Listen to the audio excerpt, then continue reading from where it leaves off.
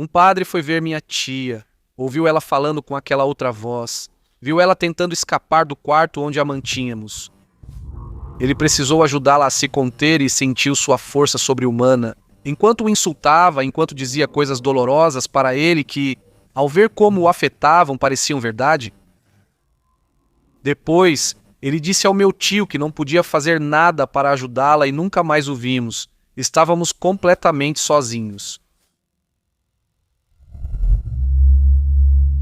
Fique até o final deste episódio, porque vamos te contar como ganhar um livro autografado de Relatos da Noite.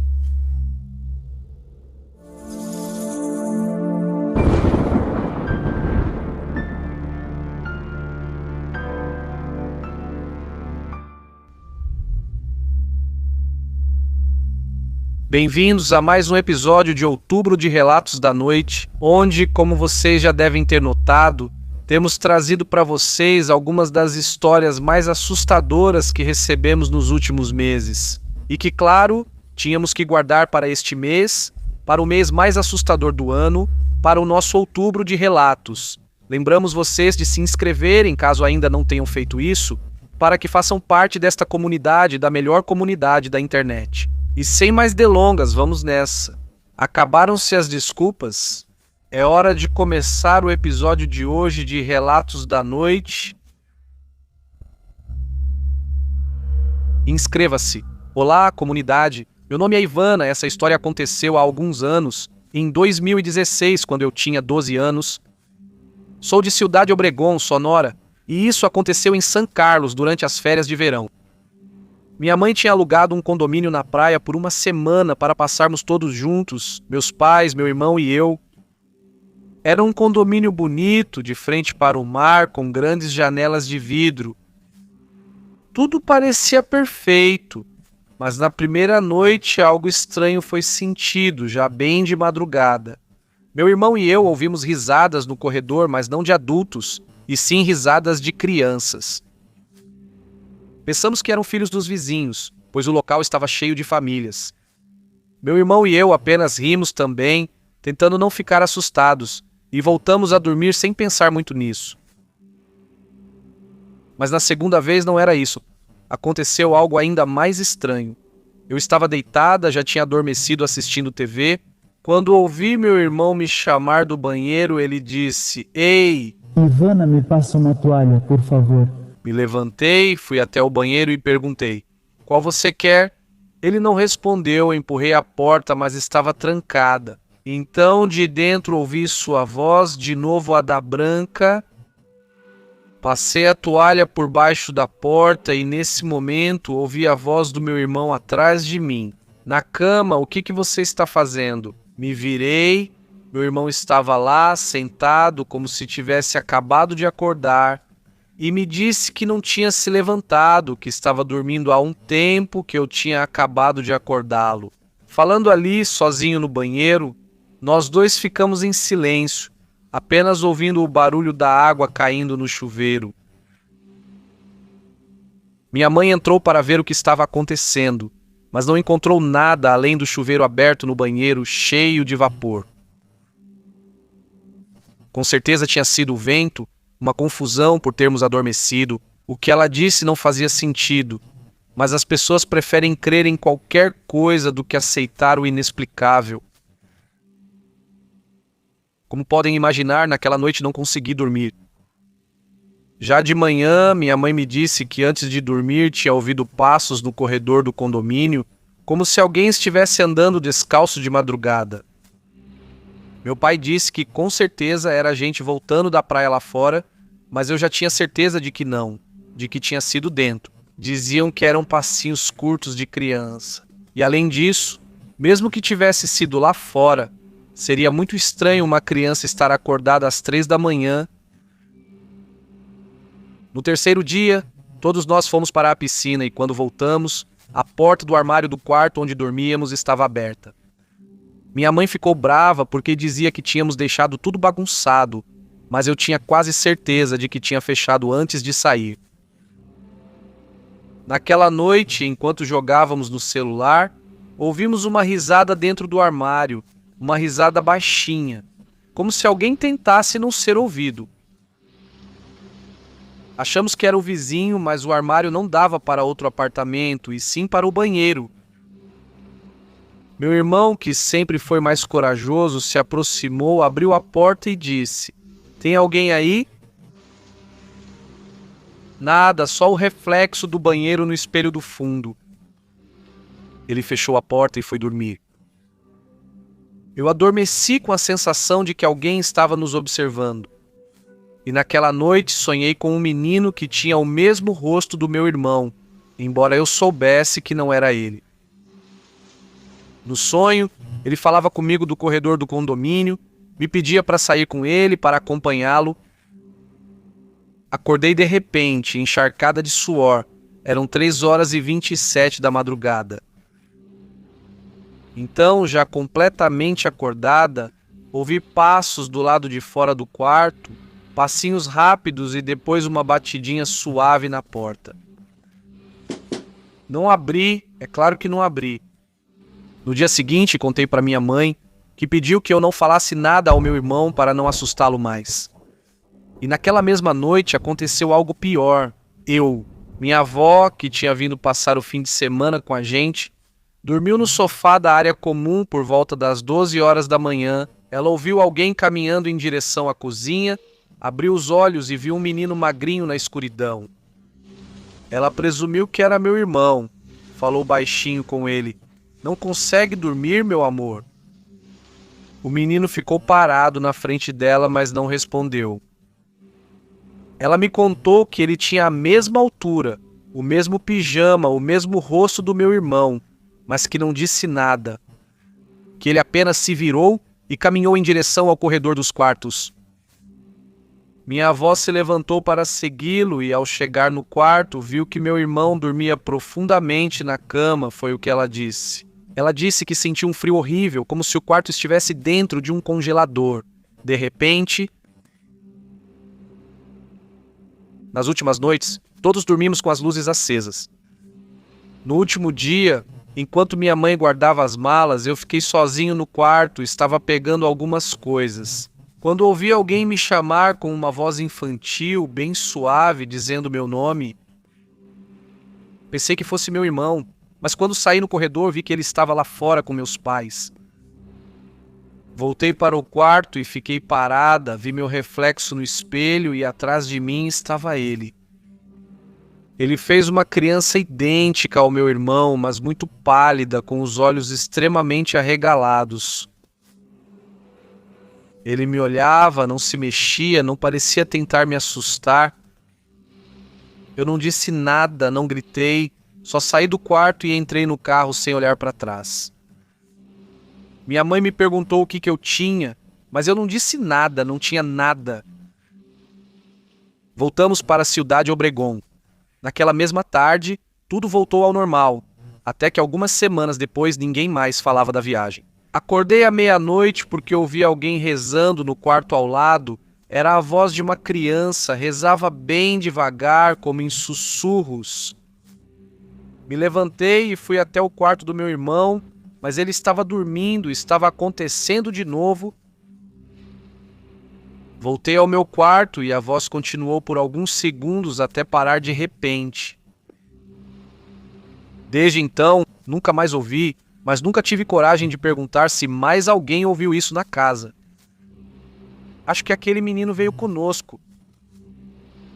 Vai saber, talvez depois de tantos anos ele ainda esteja aqui, mas pelo menos já não conseguimos ouvi-lo. Obrigado.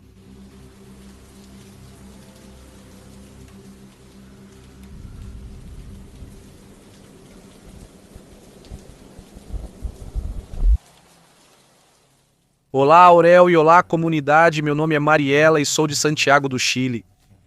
Há um tempo, meu filho me fez ouvir relatos da noite, e junto com ele e minha família nos tornamos fãs das suas histórias. Contei a eles uma história da minha família quando meu filho mais velho tinha 3 anos. Meus filhos, depois de ouvirem, me incentivaram a te enviar. Eu gostaria que você ouvisse. Se você pudesse contar para a comunidade, se fizer isso, só te peço, por favor, que mude nossos nomes. Minha família não gostou, gostaria? Mesmo após tantos anos, Eles evitam falar sobre o ocorrido e quem era criança na época já não se lembra. E é melhor assim. Esta é a minha história. Foi no ano de 1995. Me mudei com meu marido e filho para a casa da minha vovó. Ela deixou a casinha para mim, que eu dividia com meu tio Raul e sua família. Minha avó foi morar com sua filha mais nova, Patrícia, e suas duas filhas, Carolina e Elisa, de 4 e 5 anos, e seu marido Hector, que moravam em outro bairro. Uma noite recebemos uma ligação. Era meu tio Hector avisando que minha tia Patrícia estava muito doente. Meu tio Raul e seu filho mais velho partiram imediatamente e eu fiquei inquieto, esperando até muito tarde que eles voltassem com notícias. Quando eles chegaram, meu primo bateu na porta, eu perguntei o que tinha acontecido, como estava minha tia. Lembro bem que era de madrugada e fazia muito frio, meu primo entrou no meu quarto e percebi que ele estava muito assustado. Ele me perguntou se podia dormir na cama do meu filho, eu disse que sim. E logo depois coloquei o menino na cama sem conseguir dormir.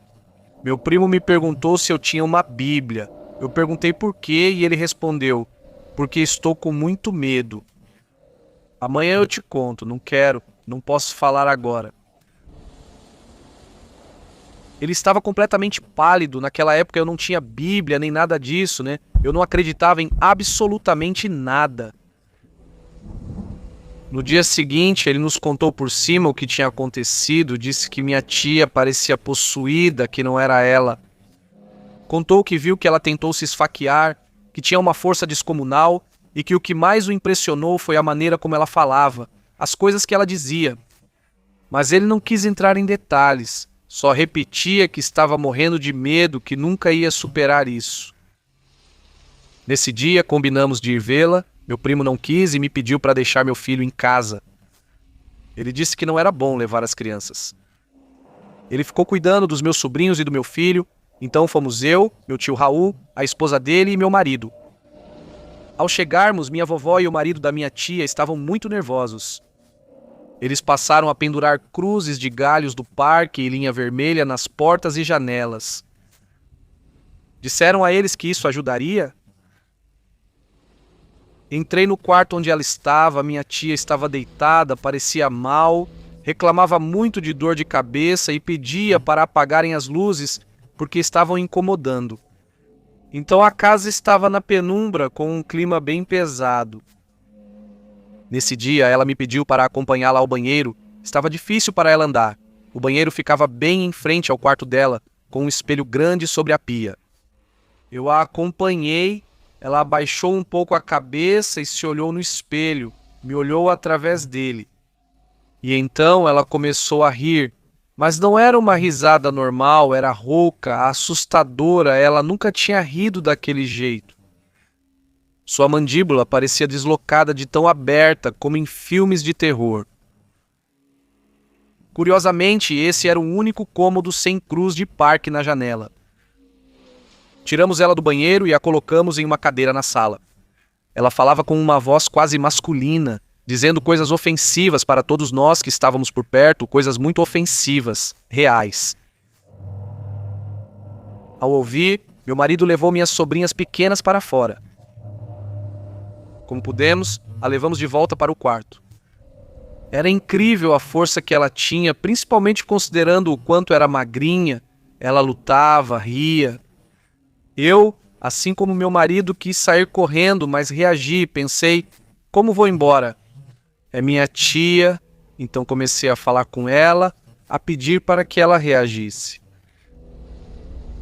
Nesse momento, quando ela olhou para mim, pela primeira vez na minha vida senti um arrepio que percorreu todo o meu corpo, um tipo de arrepio que nunca mais senti. Ainda assim, a levamos para a cama. Minha vovó rezava, assim como a esposa do meu tio Raul. Em um momento, minha tia, com aquela mesma voz rouca, olhou para onde estávamos, meu tio, Raul e eu, e disse: por que trazem o pai de vocês se essa é minha?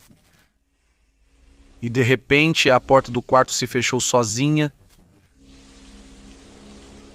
Por um segundo, minha tia Poderia dizer que minha tia levitou alguns centímetros da cama e depois caiu. Talvez tenha sido imperceptível, mas eu vi. Eu vi como ela se levantou, como se elevou alguns centímetros estando deitada. Bem nesse momento, meu avô tinha chegado. Não sabíamos que ele vinha, mas ele entrou em casa e caiu violentamente ao cruzar a porta. Eu, sendo cético, tentava encontrar uma explicação lógica para tudo. Eu pensava, talvez minha tia estivesse doente, alguma doença mental que a afetava muito, que algo tinha acontecido com ela quando era criança ou que ela tinha levado uma pancada na cabeça. Não sei. Eu tentava explicar de qualquer jeito antes de aceitar que estávamos diante de uma possessão. Quando voltamos para casa, eu só conseguia pensar que ela tinha enlouquecido, que minha tia tinha enlouquecido para sempre. Por isso, decidimos que alguém deveria ficar com minha avó para ajudá-la com minha tia e as meninas. Pedi para a esposa do meu tio Raul cuidar do meu filho e eu me comprometi a ir todas as manhãs ajudar minha avó. Fui, obviamente, ou pelo menos era o que eu achava, porque estava relutante em me convencer do paranormal. Dessa vez que cheguei em casa, notei que as meninas estavam estranhas, assustadas. Normalmente, elas ficavam atrás de mim, mas naquele dia estavam grudadas em mim como se estivessem procurando proteção.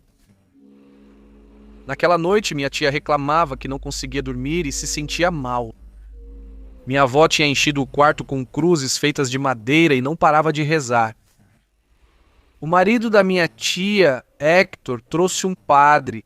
Estávamos conversando com ele na sala quando minha tia saiu do quarto fora de si, gritando e ofendendo o padre. Eu tentava acalmá-la quando de repente ela se jogou em cima do padre. Entre ele e Hector finalmente conseguiram segurá-la e a jogaram no chão da sala. O padre subiu em cima dela, segurando suas mãos com os joelhos e rezava com uma cruz grande de prata. Minha avó e Hector também rezavam, eu estava atrás deles. O padre rezava com a cruz erguida, e em um momento ele colocou a cruz na boca dela, enquanto ela gritava e se contorcia. Quando ele tirou, a cruz estava amarela, como se tivesse enferrujado. Depois disso, ela se acalmou, eles a pegaram e a deixaram no quarto. O padre jogou água benta por toda a casa, depois levou Hector para o quintal, conversaram por um tempo e depois ele foi embora. Hector me disse que o padre não ia voltar, falou que não podia fazer mais nada. Estávamos completamente sozinhos. No dia seguinte, fui cedo de novo para ajudar minha avó. Ela estava doente e parecia muito cansada. Era daquelas avós antigas que nunca tirava soneca, sempre cozinhando, plantando, sempre fazendo alguma coisa. Mas naquele dia ela sentou na sua poltrona e acabou dormindo porque tinha passado uma noite terrível. Depois de deixar minha tia dormindo, me sentei na sala. Então a Elisa e a Caro sentaram comigo no sofá grande. Comecei a ficar com muito sono, não conseguia manter os olhos abertos, lutava para não dormir. Percebi que as meninas também tinham adormecido nos meus braços. Eu as estava abraçando, virei para olhar minha avó e ela também estava dormindo. De repente, bem longe, ouvi meu nome, levantei imediatamente e fui até onde estava minha tia, Patrícia. Quando entrei, minha tia gritou para mim. O quê? Eu não sou daqui? Eu tentava acalmá-la com a mão e ela insistia. Não, vai embora. Sai daqui. Peguei na mão dela e disse, Patrícia, sou eu. Então ela começou a chorar, eu a abracei e perguntei o que estava acontecendo. Ela me disse, eu estava falando com você há um tempo e você entrou 2 vezes, mas não era você. Eu disse para ela se acalmar, que era eu sim, e a abracei, só queria que ela se sentisse melhor. Ela tinha uma Bíblia e uma garrafa com água benta na mesinha de cabeceira. Comecei a ler a Bíblia, embora eu não rezasse. Abri no Salmo 23, o Senhor é o meu pastor, e comecei a ler. Apoiado na cabeceira da cama, com minha tia me abraçando. E de repente aconteceu algo muito, muito estranho. Do lado de fora da porta vi uma coisa preta passando pelo corredor, entrando no quarto das meninas. Eu me levantei, peguei a água benta e fui até o quarto onde elas estavam. Mas por raiva do que por medo, comecei a xingar, falei todos os palavrões que me vieram à cabeça. Ouvi dizer que é assim que se faz quando um espírito incomoda. Minha avó acordou ao me ouvir gritar e começou a rezar, entendendo o que estava acontecendo. Eu continuava furioso, troquei o medo pela raiva pelo resto da noite para aguentar. No dia seguinte, Hector trouxe os irmãos evangélicos, porque o padre já não quis voltar. Eles chegaram à tarde e nessa altura as meninas já estavam com muito medo. Minha avó chorava e rezava, minha tia pedia que trouxessem alguém para ajudar qualquer pessoa. Hector e o tio Raul chegaram com os evangélicos, eu estava lá, todos entraram no quarto da minha tia e começaram a orar. De repente, o pastor parou na minha frente e disse: "Você saia porque está cortando a oração. Você não acredita?" Eu saí e não sei bem o que aconteceu daquela vez, mas ouvi muitos gritos, ouvia do lado de fora, mas não soube exatamente o que aconteceu lá dentro, porque tio Raul nunca quis falar sobre isso. Com ele também já tinham acontecido coisas antes, então acho que ele tinha medo até de mencionar isso. No dia seguinte, Hector ficou em casa para trabalhar. Aproveitei e fui falar com um padre, fui ao centro procurar uma igreja, entrei na primeira que encontrei e pedi para falar com um sacerdote. Me fizeram esperar um pouco, mas no final consegui falar com ele, contei tudo exatamente como vivi, porque isso não é algo que me contaram, eu vivi. O padre me olhou e disse: "Olha, eu não posso te dizer que isso é verdade. Também não posso te dizer que é mentira." Ele me perguntou se eu tinha filhos, eu disse que sim, que tinha um de 3 anos. Então ele me deu uma correntinha de prata que eu ainda tenho e me disse: "Coloque no seu filho." Ele a abençoou ali mesmo e repetiu: "Coloque nele. E não leve ele para esse lugar por nenhum motivo." Porque, de novo, minha intenção não é te assustar, mas não posso te garantir que tudo isso seja uma mentira. Fiquei com uma sensação estranha, como se tivesse confirmado, sem fazer nada, que tudo realmente era verdade, que algo realmente estava acontecendo. Sentei-me na igreja pela primeira vez na minha vida e reparei numa imagem de uma virgem que havia lá, era a Virgem do Rosário, a mesma que minha mãe tinha em seu túmulo. Eu não fazia ideia disso.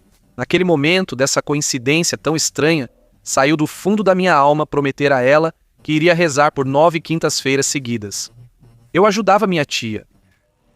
Saí da igreja e bem na porta havia barracas, vendendo santinhos e correntinhas de prata com crucifixos. Comprei mais 2 correntinhas e voltei a falar com o padre. Pedi que ele abençoasse as correntinhas das filhas da minha tia e ele fez isso. Voltei para a casa da minha pobre tia, coloquei as correntinhas nas meninas e disse bem claro: "Não tirem por nada desse mundo, se alguém disser que vocês têm que tirar, não façam isso." Como sempre me obedeciam, principalmente a menorzinha, elas não tiraram as correntinhas. Minha tia parecia um pouco melhor, tudo certo. Dias se passaram e parecia que tudo havia se acalmado. Depois da visita dos evangélicos, a casa ficou muito mais tranquila. Mas um dia as meninas me contaram que à noite aconteceu algo estranho, que algo desceu do teto. Uma figura que as convidava para brincar dizia para elas que para ir com ele precisavam tirar aquelas correntes do pescoço. Elisa, a menorzinha, disse que não me contou, que respondeu para ele que eu tinha dito que ela não podia tirar, então ela não ia fazer isso, e assim foi. Depois disso, tudo se acalmou de novo, foi uma semana tranquila, mas de repente voltaram a nos chamar. Estávamos na casa do Pinar quando soubemos que Patrícia tinha recaído novamente. Todos foram para lá, mas eu não fui, não lembro bem porquê, mas acho que fiquei com meu filho. Depois decidiram chamar monges brasileiros que realizavam trabalhos espirituais à distância. Esses monges eram muito fortes espiritualmente e, desde que eles começaram com seus rituais, minha tia começou a melhorar aos poucos, mas a cada dia um pouco mais. Pouco tempo depois, não sei se foi 1 mês ou 2, minha avó nos contou algo impressionante.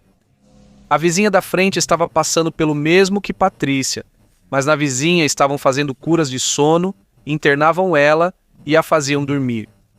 No final, cerca de 6 meses depois, ficamos sabendo que ela tinha sido internada permanentemente em um manicômio. Mas eu sei que essa senhora nunca esteve louca, e também sei que aquilo que incomodou minha tia ainda está por aí. Essa casa. Depois ela tentou vender, mas ninguém nunca comprou e eu cumpri minha promessa. Fui nas 9 quintas-feiras rezar para a Virgem do Rosário. Anos depois, conheci uma religião chamada santeria.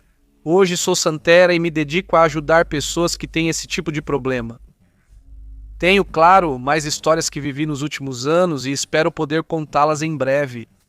Como eu disse, sei que aquilo que atacou minha tia ainda está por aqui, mas agora estou muito mais preparado para enfrentá-lo. Obrigado por me lerem, tenham uma ótima noite.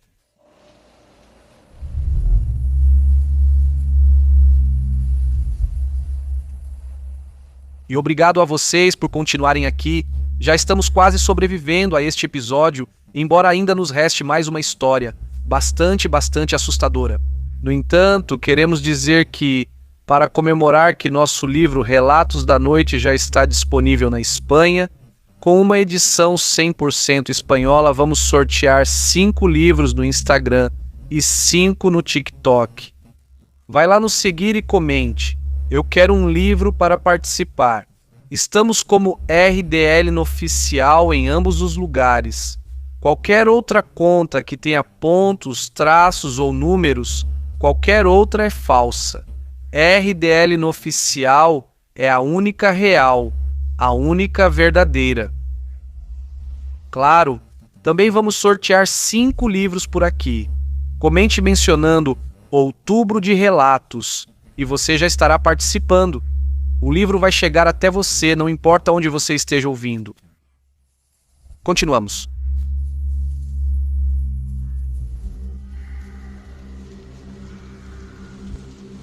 Olá, comunidade de Relatos da Noite. Sou Vitor Valera e quero contar uma história que vivi recentemente.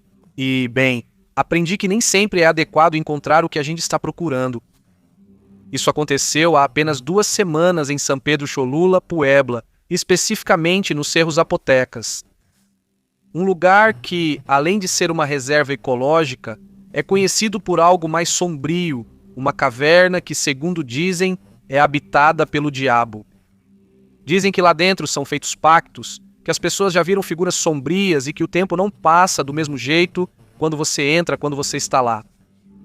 Falam de um homem vestido de preto que desaparece de madrugada, de vozes que te chamam do fundo se você estiver perto e de pessoas que entram, mas nunca voltam a sair. Meu amigo Guerra e eu já tínhamos ouvido essas histórias há muito tempo. Numa noite de prata e conversa, nos perguntamos: e se a gente conferisse por conta própria o que tem lá? Planejamos isso por semanas. A ideia era subir o morro à noite, acampar e estar exatamente às 3 da manhã na entrada da famosa Caverna do Diabo. O dia chegou. Era 8 de julho de 2025. Estávamos na casa do meu amigo, que fica mais perto do morro. Eram mais ou menos 7 da noite, preparamos as mochilas, lanternas, comida e saímos pouco depois, às 9. O caminho foi tranquilo. Ruas desertas, como sempre nos dias de semana. Quem mora ali sabe que aos fins de semana as ruas para o morro lotam de ciclistas, mas nos dias de semana ficam vazias. Chegamos à entrada do morro pouco depois das 10. Subimos com nossas lanternas, os sacos de dormir e o necessário para passar a noite. Não fazia frio, mas o ar estava fresco. O morro, mesmo visto de baixo, tinha algo estranho à noite, um silêncio esquisito, como se os sons naturais estivessem desligados. Por alguma razão, não sei, por algo mais antigo, mais profundo. Passamos por algumas áreas abertas, com árvores que por um momento me pareceram se mover mais do que o normal. Montamos a barraca em uma clareira.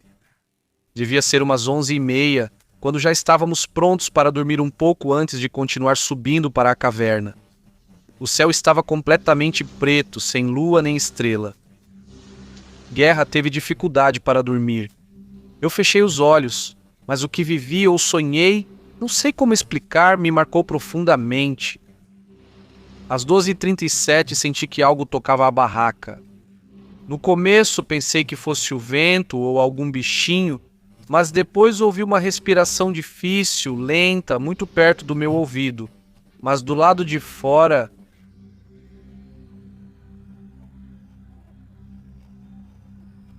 Não quis me mexer nem abrir o zíper e então ouvi Guerra sussurrar. Você também está ouvindo, não está?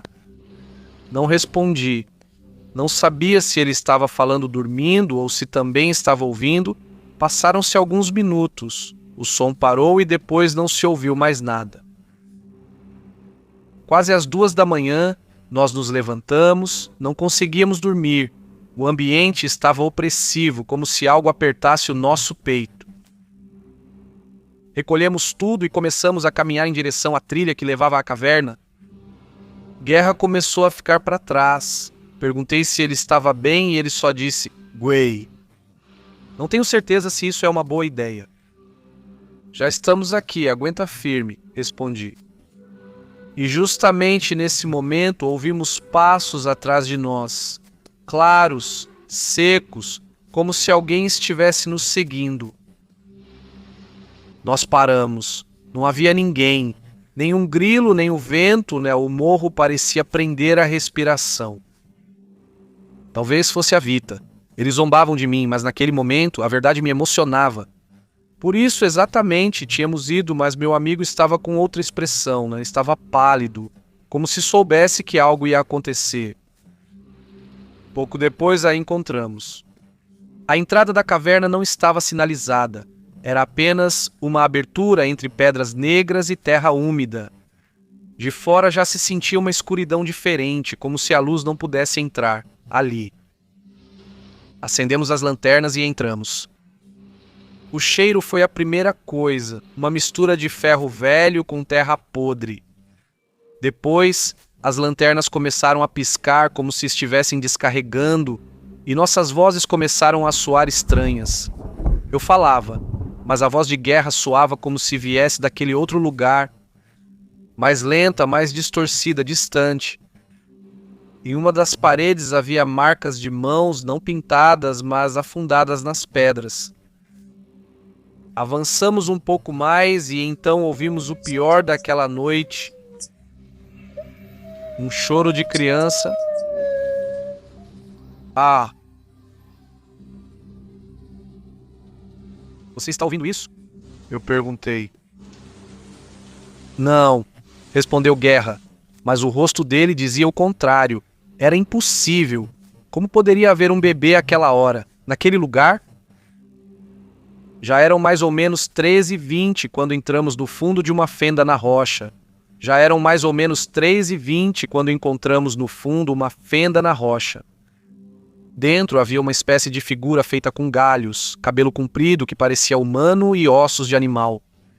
Acho que era como um totem. Quando iluminei o rosto dele, se é que tinha um, algo se mexeu atrás dele. Não era um animal, não era humano. Sinto que era algo que não deveríamos ter visto. A lanterna de Guerra apagou de repente. Ele gritou, e nesse momento ouvimos uma voz, não com os ouvidos, ouvimos dentro da cabeça. Uma voz sem boca, grave, impossível. O que vocês querem? E corremos. Batíamos nas paredes, sem saber se estávamos indo para fora ou mais para dentro. A caverna parecia mudar, como se estivesse nos engolindo. Não havia saída, não havia entrada, só escuridão. E de repente senti uma pancada tremenda no rosto, como se eu tivesse batido numa parede. Só conseguia sentir o impacto, meu nariz ardendo, o rosto cheio de lágrimas. Me levantei, tentando enxergar. Percebi que estávamos jogados do lado de fora da caverna. Olhei as horas no relógio. Nunca tínhamos entrado. Não tinha passado nem um minuto, mas estávamos com arranhões. A roupa cheia de terra e dentro da minha mochila estava aquela figura feita de galhos. Não sei como ela foi parar lá, mas deixamos com muito cuidado, bem na entrada. Guerra não dizia uma palavra, caminhava como em transe e eu também estava em choque. Começamos a descer em silêncio, mas de novo ouvimos as vozes atrás de nós perguntando: "O que vocês querem?" O que procuram? Tentamos ignorá-las, mas sentíamos que estavam cada vez mais perto. Ouvíamos as vozes cada vez mais próximas de nós. Foi aí que lembrei que tinha água benta da Basílica de Guadalupe, tirei e joguei em mim e também no meu amigo. Comecei a rezar em voz alta, apertando minha medalha de São Bento, e só assim as vozes foram sumindo. Foram ficando para trás. Conseguimos descer daquele morro. Desde aquela noite não dormimos bem. Às vezes ouço arranhões na parede do meu quarto, mesmo morando em um apartamento. E Guerra diz que está sendo seguido, que percebeu isso. Ele também diz que, às vezes, quando se olha no espelho com a luz apagada, vê uma sombra atrás, uma silhueta. Talvez não fomos os primeiros a nos aproximar daquela escuridão. Disso eu sei, com certeza alguém mais já tentou. E é justamente por isso que escrevo. Porque se mais alguém que entrou lá está me ouvindo, quero perguntar: como voltou ao normal? Se é que conseguiu fazer isso. Porque o que vive nos cerros zapotecas ainda não nos deixou em paz.